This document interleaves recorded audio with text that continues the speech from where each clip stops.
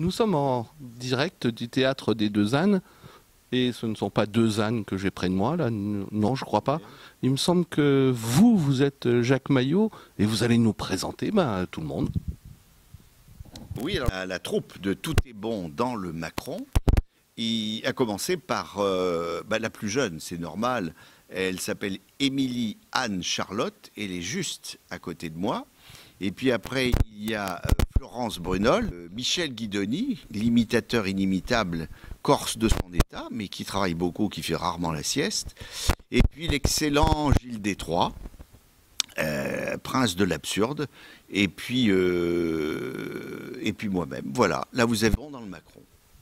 Dites-moi, comment rentre-t-on dans la troupe de ce qu'on appelle les chansonniers? Je pense que c'est le terme qui est adéquat quand on est aussi jeune. J'ai appris qu'ils cherchaient une comédienne et chanteuse, donc simplement en passant une audition. Voilà, je suis comédienne et chanteuse. Donc je répondais bien à ce qu'ils cherchaient. C'est ça, et alors j'ai passé une audition pendant le spectacle en fin d'année, donc en juin, il y avait beaucoup de monde et ça s'est très bien passé. Oui, ça s'est très bien passé, ouais. Absolument. Voilà, j'ai adoré l'ambiance des Deux Ânes, c'était vraiment un bon moment. J'étais contente parce que je me disais que c'était peut-être la seule fois que je jouerais ici, donc j'en ai profité à fond. Et en fait non, donc c'est super. Alors ce qu'Émilie Anne Charlotte ne vous dit pas, c'est qu'elle est originaire d'Amiens, elle est picarde. Donc la Picardie, Amiens, ça veut bien dire ce que ça veut dire. C'est le pays d'Emmanuel Macron, oui, qui aujourd'hui est devenu président de la République. Et c'est pour ça qu'on est obligé de la garder, puisque c'est un oukase qui nous arrive de l'Élysée, qui nous a dit qu'il faut garder la petite picarde. Sinon, il peut vous arriver des ennuis. On peut vous attaquer sur vos costumes, on peut dire que vous avez bénéficié de passe-droit, etc. Donc elle est là pour un moment, enfin au moins pour 5 ans, puisque normalement c'est la durée du mandat. Je pensais que c'était un secret, mais... Non, il faut le dire, hein, faut le dire. Puisque le canard enchaîné n'a pas osé sortir l'information, nous la sortons. Nous la sortons. Nous sommes des gens courageux. Oui, attention. Est-ce que vraiment tout est bon dans le Macron ? Moi, je crois que pour l'instant, tout est bon, puisqu'il est nouveau, il vient d'arriver. Donc, il faut qu'on le voit à l'usage. Pour l'instant, il a beaucoup d'allant, il est jeune, dynamique, il a 39 ans. Donc, il a tout pour lui. Une femme jeune, dynamique. Donc, pas de problème. Alors, nous, on attend de voir maintenant. Et d'ici 6 mois, 1 an, on pourra vraiment dire si tout est vraiment bon ou s'il y a quand même quelques bas morceaux dans le Macron. Est-ce que le spectacle a déjà évolué depuis qu'il a été créé ? Oui, ça évolue tout le temps. Ça évolue tout le temps, puisque en fonction de l'actualité. Et puis, si un sketch marche pas la première semaine, on le change. Et oui, ça évolue comme ça aussi. En fonction du public, en fonction des réactions. Un exemple tout simple. Donc, je vous disais à l'instant que Émilie est picarde. Et donc, elle fait l'accent ch'timi merveilleusement bien. Et dans le spectacle, on a un sketch d'une interview d'une jeune députée En Marche. Et depuis hier soir, elle nous le fait en picard, en ch'ti. Et je dois dire que le sketch a pris beaucoup de relief, d'épaisseur, parce que c'est un plus. Donc, à chaque fois, on rajoute, on enlève des choses. C'est une évolution quasi quotidienne. Et c'est amusant d'ailleurs parce que mon sketch en picard, je trouve que les réactions sont complètement différentes. Donc il faut que mon personnage est différent aussi. Donc ça change beaucoup, ça me change beaucoup par rapport au public. Donc et même par rapport à Gilles qui joue le sketch avec moi. On a vraiment changé, ça change beaucoup de choses, voilà. Ça change tout. Il y a un Picard qui est quand même assez connu, qui habite pas très loin d'ici et qui est tout en bleu. Oui. Est-ce qu'il est déjà venu voir le spectacle? Ah oui, Michou est venu très souvent. D'ailleurs, je me suis mis aux couleurs de Michou pour le saluer, lui rendre hommage, l'embrasser et lui faire un grand coucou. Oui, c'est un habitué des Deux Ânes. Et il n'est pas tout à fait étranger au fait qu'un jour, j'ai pris la direction de ce théâtre, parce qu'il était très ami avec le directeur précédent, qui était Jean Herbert. Et voilà, donc Michou est plus qu'un ami, quoi. C'est un voisin, c'est un complice depuis très longtemps, donc il connaît bien la maison. Diriger un endroit comme les Deux Ânes, trouver des personnalités, c'est difficile pour un directeur de théâtre et qui est à la fois en même temps sur scène.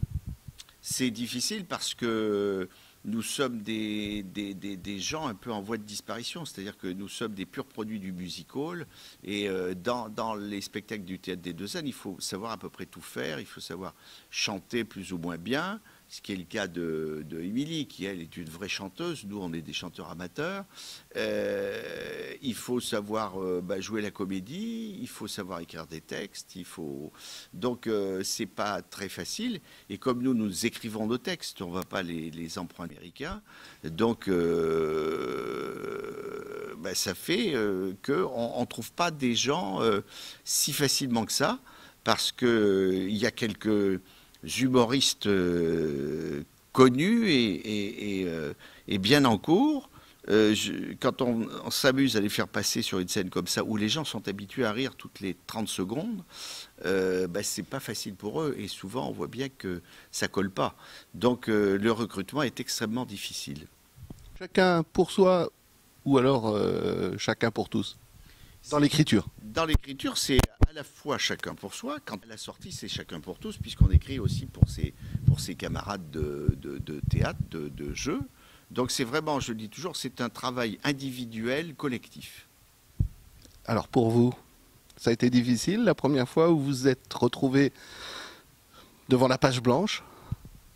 Moi, j'écris pas pour les Deux Ânes, j'écris plus pour moi toute seule.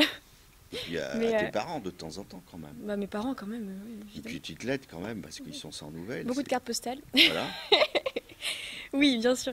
Non, mais oui, moi j'écris pas pour les Deux Ânes, donc la page blanche, pour les Deux Ânes, je connais pas, mais pour moi toute seule, oui. C'est difficile toujours devant une page blanche, oui. Donc tu t'es retrouvé avec des textes des autres?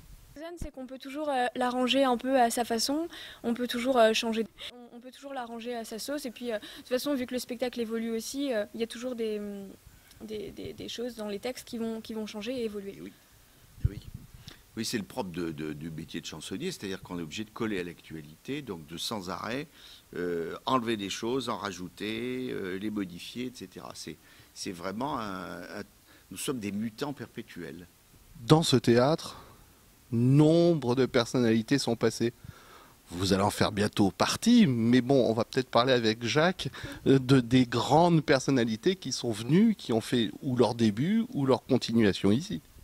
Oui, alors le premier, c'était Pierre Dac, qui a vraiment été la première grosse vedette du Théâtre des Deux Ânes, avec d'autres gens, mais qu'on a un peu oublié, qui étaient des gens comme Furzi, comme Goupil, etc., comme Roméo Carles. Mais celui qui a laissé le plus de traces, c'est lui, c'est Pierre Dac. Et puis après, il y a eu tous les grands chansonniers, bien sûr, René Dorin, Jacques Grélot, René Paul, Robert Roca, Jacques Baudouin. Et puis après, la génération suivante, Pierre-Jean Vaillard, Christian Webel, Jean Amadou et Anne-Marie Carrière, bien entendu, Maurice Orgue. Et puis, il y a eu aussi des grands comédiens qui ont joué dans les revues ici. Donc, il y a eu Jean Poiret, il y a eu Paul Meurice, il y a eu, parmi les grands, il y a eu Colette Brossé. Donc, il y a eu plein de gens qui ont fait des carrières après au théâtre, au cinéma. Et bien de le rappeler, Pourville qui a joué ici. Donc, c'est vrai qu'il y a beaucoup de gens très connus qui sont passés ici. Et je crois qu'il y en a de très connus qui passent en ce moment ou qui vont passer, puisque vous fêtez un certain anniversaire pour le théâtre. Oui, on a la chance cette année d'avoir notre ami Laurent Gérard qui est passé ici il y a plus de 20 ans, 25 ans, 25 ou 30 ans même, qui nous fait la gentillesse de revenir faire une semaine au Théâtre des Deux Ânes, ce qui est très gentil de sa part. Et donc c'est un plaisir de l'accueillir. Et il s'inscrit évidemment dans cette grande lignée de tous les gens qui ont débuté ici, qui sont devenus très, très célèbres. Évidemment, parmi les plus proches, il y a eu Jean Roucas qui est resté ici pendant de nombreuses années, mais qui a vraiment débuté ici aux côtés de Pierre-Jean Vaillard avant de faire le bébé de show et de devenir l'énorme vedette qu'il a été. Un spectacle qui débute ici devrait durer combien de temps? Généralement, est-ce que vous avez une date limite de consommation? Non, en général, un spectacle, il est fait pour durer toute une saison. avec évidemment des paramètres d'adaptation, puisque en une saison, il y a quand même plein de choses qui changent. Là, par exemple, on nous annonce un remaniement ministériel, donc si c'est le cas, il y aura des petites choses qui changeront. Mais le but, c'est de faire la saison. Quelquefois, quand on ne le peut pas, alors on change de spectacle à la mi-saison, c'est-à-dire en février à peu près. Donc là maintenant, on est quand même tranquille jusqu'au mois de... Là, à mon avis, je pense que ce spectacle-là fera la saison avec des modifications en fonction de ce qui va se passer et surtout de la future notoriété des ministres, puisque M. Macron se plaint qu'on ne connaisse pas ses ministres, et nous, on s'en plaint encore plus. Parce que c'est vrai que personne ne les connaît, et parler de gens que les gens ne connaissent pas, c'est très difficile. Comment on adapte alors? Ben, on biaise, si je puis dire, on triche. On fait des rappels aux anciens, voilà. Et puis on essaie d'expliquer qui ils sont, de jouer sur leur patronyme, parce que sinon, vraiment, on ne les connaît pas. Là, c'est vraiment une nouvelle génération de gens qui arrivent.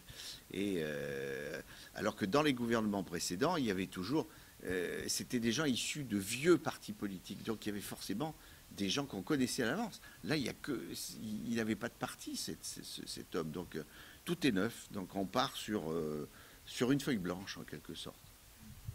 Et madame? Madame, c'est finalement la plus connue de ses ministres, si je puis dire. Donc ça nous aide. Et puis elle a un look qui ne laisse pas indifférent. Donc Florence Brunel s'est jetée à bras raccourcis sur Brigitte Macron et elle nous fait une Brigitte Macron plus que drôle. Que peut-on souhaiter pour cette revue? Pour les fêtes, est-ce qu'il y a quelque chose de spécial aussi? Non, pour les fêtes, on va faire la fête à Macron. Donc, et puis on va peut-être l'habiller peut-être en Père Noël, parce que voilà, il nous a quand même promis pas mal de trucs. Donc j'espère qu'on les trouvera dans la Hotte le 25 décembre. Et vous, dans la Hotte ou avec une perruque blonde pour faire Miss Macron? J'en sais rien. Moi, dans la Haute, moi, je sais pas, moi. Tu veux un jouet que Macron t'apporte, un jouet?